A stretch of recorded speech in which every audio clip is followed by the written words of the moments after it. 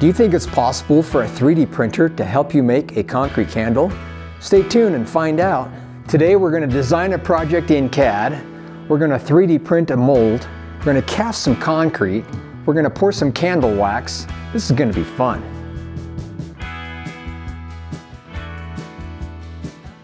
Welcome back to Timber West Design, where we talk about timber shade structures and outdoor living. Today's project's going to combine creativity and some craftsmanship. And by the end, you're going to have a great candle that you've made by yourself. From CAD design to 3D printing molds to pouring the final wax, I'll walk you through every step to bring this project to life. I'm going to make this project out of cementol. This is a great casting material. We're going to need a mold. We're going to need a scale. We're going to need mold release. We're going to need some bowls. These silicone bowls are amazing. I'll put a link to all my supplies in the description. We're going to need a method for mixing. I love this drill mixer. A spatula, paint. So I like to use primer and then my color. From there, we're going to move on to wax. You need a vessel to melt your wax. We're going to use 100% natural soy wax. We need a wick. Fragrance is optional, color is also optional. And we need a thermometer to put in here so we know what temperature to make our wax. Let's get going. I decided to make these candles out of a hex shape, 120 millimeters across. Let's extrude it. Now it's about 100 millimeters tall.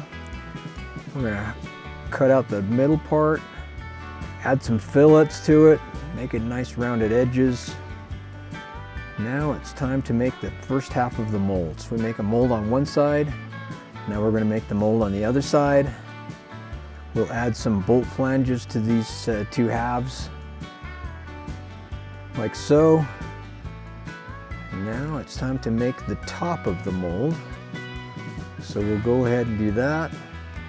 So now I have a three-piece mold. I'm going to go all the way to the end of this thing. Has bolt holes, everything can bolt together. This is what it looks like when we flip it. And you can see the other side. This is the side we're going to pour into. And I think we're ready to print. Watching the 3D printer in action is always fascinating. It layers the design with incredible precision, turning a digital concept into a physical object. This process ensures our mold is accurate and durable, ready to handle the weight and texture of the concrete. Our 3D printed mold is ready to assemble. The mold is put together. We're ready to pour. The problem is we don't know how much cementol we need. So here's the solution. We take a scale, put the mold on the scale. We're going to fill this full of water and weigh how much this water weighs. We fill it to the brim, and there we go, 910 grams. The mold held 910 grams of water. What we do is we times that by 2, so we come up with 1,820 grams. Go 94% of that, which is going to be 1,710 grams, and that's how much cementol we're going to need. Cementol is 4:1 for water, 4 parts cementol, 1 part water. So we take that 1,710 grams, times that by 25%, and we come up with 427 grams of water. That's going to be our mix. I've taken the mold apart again because we need to put mold release on here first. So I like to put my parts in a box to kind of contain the mold release so it doesn't make such a mess. You don't want to puddle it, just a light coat. This is the canola oil. Let's pull these out. Put this one in. Like I said, just a nice light, even coat. That's gonna pull nicely. I've put the mold release on here. It's ready to put back together again.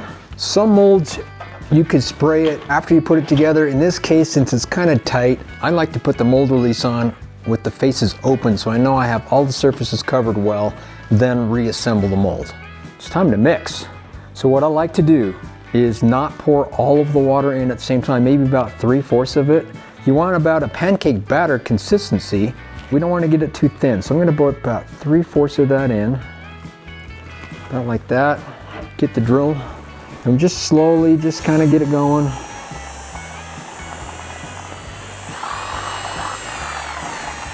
We want to get all the lumps out, and this drill mixer does awesome getting those out. So here we go. Get all the sides. I like to rub the edges on here just to make sure there's no lumps that are stuck. I like that consistency too, so I'm not going to add any more water. I do find that I don't quite do 4-to-1.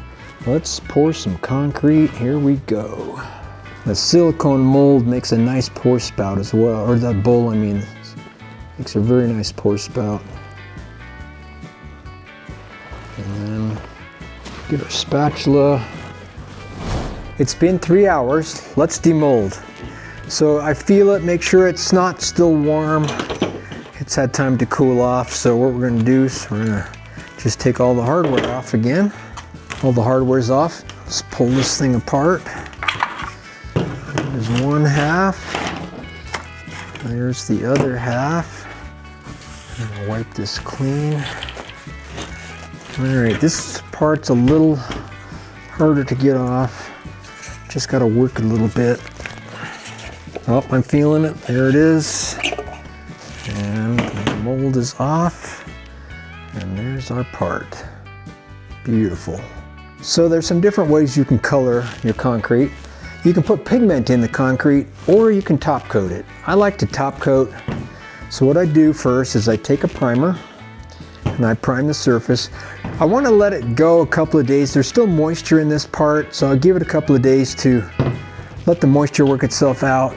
Prime it, and then it's time for the fun stuff. So here's some colors you can do. So I like these, I like to break it up, make some different colors. These can nestle together, it's kind of cool. So this is ready now for wax. I want to thank this week's sponsor, Pale Blue Batteries. You know, I like nice high-end flashlights, and you know what powers my flashlights? Pale Blue rechargeable batteries. What I like about them is I can take a power bank on the go. There's a USB-C port right on the battery.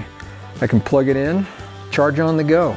Pale Blue batteries, they're awesome. It's time to make candles. The first step is we need to glue the wick to the bottom of the vessel. So I'm taking a hot glue gun.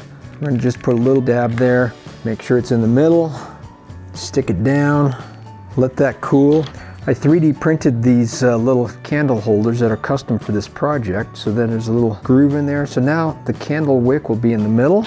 And I think we're ready to melt some wax and pour some wax in these candles. I want to thank candlewick.com. They supplied all the components for me to make these candles. Make sure you go to their website for all your candle needs. We've put the soy wax into this container, which will hold the wax and it will melt in here. We have an outer pot we will fill with water. The outside water will help heat up and melt the soy wax. The wax is starting to melt. We want to get this up to 155 Fahrenheit. So the wax is fully melted. We're about 160 degrees on the wax. My water was about 175, 180. Now I'm going to put a fragrance in. You can put in 1 ounce per pound. We have a 2-pound bag, so this is 2 ounces of fragrance. I'm going to pour that in. And we need to mix this so it's fully incorporated. We need to do about 3 minutes of the scent mixing in with the wax. I'm going to go back now to the candle vessel. We need to heat it up. I get a little warm to accept this warm wax. Let's go do that right now. To make sure that the candle wax adheres nicely to the vessel, you need this to be a little bit above room temperature. And so I'm taking a heat gun right now and just gently warming this vessel up so it can be ready for the wax. It's time to pour our first candle. There we go. Look at that, that looks so good. Let's pour the second one here. Oops, I'll fix that in a second. I filled the rest of the candles up. They have hardened up, they look so good. So what we want to do now is trim the wick, 3/8 to a 1/4 inch. Get those ready like that. One thing I had in mind with this hex shape is you can do some fun patterns. So you can put these together, they nestle like that. The sky's the limit as far as how you want to position these. You can do kind of whatever you want, make another one here. So these are fun. Stack them, make as many as you want. And once again, I'd like to thank candlewick.com. Go to them for all your candle supplies. Let's light one. If you had fun and you enjoyed this video, please like, share, and subscribe. And visit my website at timberwestdesign.com. and we'll see you next time.